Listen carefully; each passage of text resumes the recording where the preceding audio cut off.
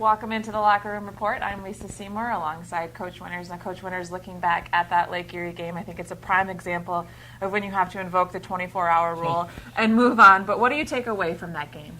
I think we probably take away the fact that if you don't play well, anybody can beat you. I mean, Lake Erie is not a bad team, but they hadn't won a game. And I think maybe we just didn't understand that you really have to go out and play. And so talk to me a little bit about what the preparation this week has been like for this Malone team, who also hasn't won a game, but still is in the GLIAC, always going to bring a tough game. So what has the preparation been like this week for Malone? I think our guys have been spirited. I think they've worked hard and prepared well. I think we have a better understanding now of how you have to prepare. And it's kind of funny. Our team responds pretty well to adversity. We don't necessarily respond that well to success. So we have to, just learn lessons from life.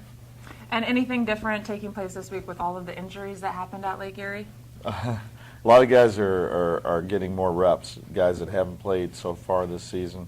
Young man like Kason Dickerson at linebacker has received a lot of reps. Idris Habdi at linebacker has received a lot of reps. And those are two guys that we expect to see a lot from for the first time this year. Now, Coach, talk a little bit about this Malone team and what you're expecting to see from them. They're relatively new to the league, haven't had much success this season. They're 0-3, but what are you expecting to see from this team?